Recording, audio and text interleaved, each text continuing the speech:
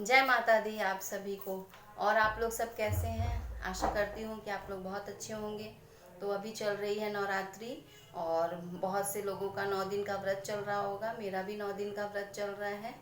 और जिनका 9 दिन का व्रत नहीं है तो वो प्रतिपदा और अष्टमी तिथि का व्रत कर रहे होंगे।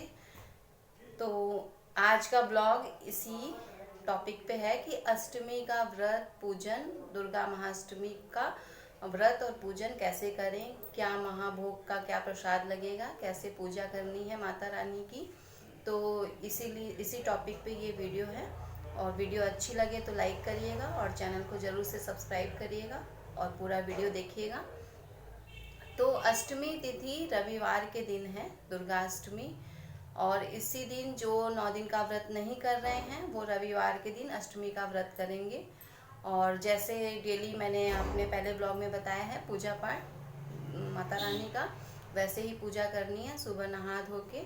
और अष्टमी के दिन ही कन्या पूजन करना है। जो 9 दिन का व्रत कर रहे हैं वो भी, और जो सिर्फ प्रतिपदा और अष्टमी का व्रत कर रहे हैं वो भी, मतलब सब लोग अष्टमी के दिन ही कन्या पूजन करेंगे। और बहुत लोग नवमी के दिन भी कन्या पूजन करते हैं, लेकिन अष्टमी के दिन कन्या पूजन ज़्यादा अच्छा माना जाता है। तो आप कन्या को आमंत्रित कर लीजिए, जितनी भी कन्या आपको मिले। सुबह नहा धो के पूजा पाठ करने के बाद आप कन्या को आमंत्रित कर लीजिए अपने घर पे। और अपने हाथ से कन्या के लिए भोग बनाइए, भोजन बनाइए। क्योंकि अब आजकल बहुत लोग होते हैं जो बाहर से दही जलेबी या कुछ भी मंगा के खिला देते हैं। बहुत लोगों को तो मैंने देखा है चिप्स बिस्किट ये सब खिला दिए, चॉकलेट वगैरह। तो ये सब चीज़ें आप बाद में गिफ्ट के तौर पे दीजिए, कन्या को देना है तो। और भोजन आप अपने हाथ से बना के खिलाइए उन्हें। पूड़ी बना लीजिए, हलवा बना लीजिए, खीर और चना बना लीजिए। तो ये सब चीज़ें आप बना के अपने हाथों से बनाइए और कन्या को भोजन कराइए। तो सबसे पहले कन्या को बुला लीजिए और एक कोई पीतल की थाली हो या फिर स्टील की थाली हो, उसमें कन्या का पैर धोइए, अपने हाथों से उसमें महावर लगाइए और फिर एक शुद्ध आसन पे बैठा के कन्याओं को भोजन कराइए। और उनके साथ एक लंगूर भी, मतलब लंगूर मतलब एक किसी लड़के को जो 12 साल से कम जिसकी उम्र हो, कन्या की भी और लंगूर की भी 12 साल से कम उम्र के ही कन्या और लंगूर को भोजन कराया जाता है। तो आप बुला लीजिए और फिर सबको भोजन कराइए। भोजन कराने के बाद कुमकुम से तिलक करिए और जो भी आपके पास दक्षिणा हो, गिफ्ट हो, ये सब दे के उनका पैर छू कर आशीर्वाद लीजिए और फिर विदा करिए। तो इस तरीके से आपका कन्या पूजन हो जाएगा। अब बात करूँगी अब बात करूँगी कि दुर्गा अष्टमी के दिन माता रानी को क्या महाभोग का प्रसाद लगाया जाता है। और महानिशा पूजा होती है अष्टमी के दिन। तो जो भक्तजन 9 दिन का व्रत कर रहे हैं वो शनिवार की शाम को क्या मतलब ऐसे रात को 12 बजे इनकी महानिशा पूजा का विधान है। लेकिन आप 7:30 या 8 बजे के बाद रात्रि के समय आप पूजा कर सकते हैं, महानिशा पूजा। तो इस पूजा में महाभोग का प्रसाद लगाया जाता है और माता रानी को श्रृंगार की जो भी वस्तुएं होती हैं वो चढ़ाई जाती हैं। तो जो नौ 9 दिन का व्रत कर रहे हैं वो शनिवार को रात में चढ़ाएंगे। और जो सिर्फ अष्टमी का व्रत कर रहे हैं वो रविवार की रात को ये पूजा करेंगे। ठीक है। तो अब मैं बताऊंगी कि कैसे पूजा की जाती है। तो सबसे पहले आप श्रृंगार की वस्तुएं ले लीजिए।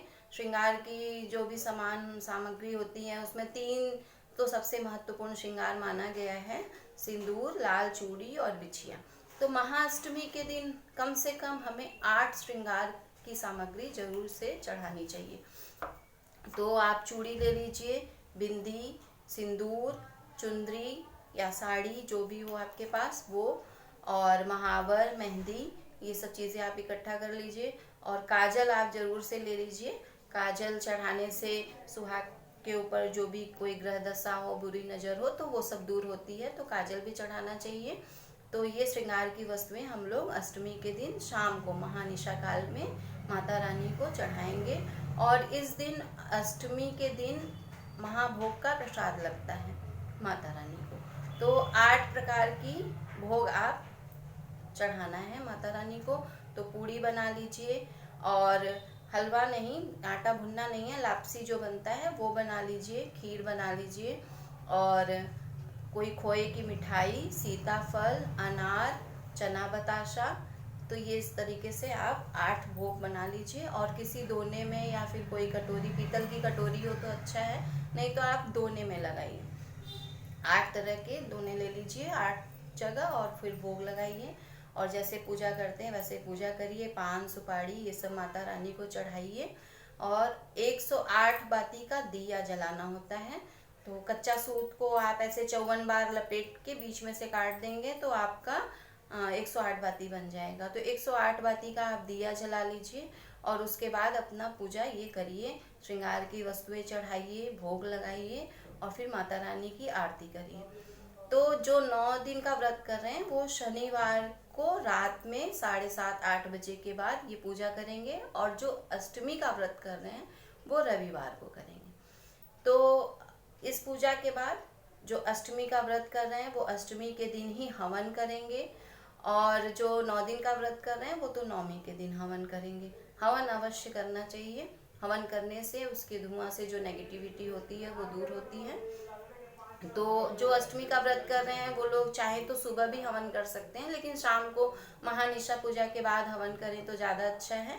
तो हवन के लिए आप काला तिल, चावल, जौ, देसी घी, गुड़ ये सब मिला लीजिए, उसमें थोड़ा कपूर मिला लीजिए, शहद मिला लीजिए, पंचमेवा काट के मिला लीजिए, और कमलगट्टा, बेलगिरी और जटामासी, लाल चंदन बुरादा, और ये भोजपत्र, बहुत सी चीज़ें, बहुत विधान है। लेकिन जो नॉर्मली मैं बता रही हूँ कि जैसे जो पंडित नहीं बुलाते हैं उनको अपने हाथ से करना है, तो उनके लिए मैं बता रही हूँ कि आप इस तरीके से हवन सामग्री तैयार कर लीजिए। और एक कोई मिट्टी का पात्र हो तो उसमें करिए, या तांबे का हवन कुंड मिलता है आप उसको ले लीजिए, लोहे के पात्र में नहीं करना चाहिए। और यदि आपके पास लोहे के तसले में आप कर ही रहे हैं तो उसमें मिट्टी की बेदी बना के उसके ऊपर लकड़ी रख के तब आप हवन करिए। तो हवन करने का मैं विधान बता दी कि क्या क्या हवन सामग्री है। और दुर्गा जी का जो मंत्र है, बीज मंत्र, मैं अभी वीडियो पे उच्चारण ऐसे नहीं करना चाहिए, तो बीज मंत्र से आप 108 बार या फिर 27 बार ये मंत्र बोल के हवन करिए।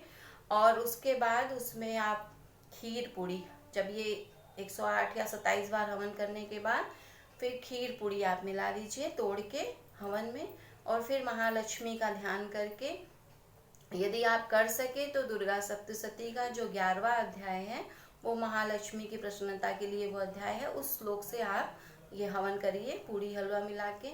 और यदि नहीं आप कर पा रहे हैं तो आप महालक्ष्मी का ध्यान करके उनके नाम से आप खीर पूड़ी से कुछ आहुतियाँ खीर पूड़ी से करिए।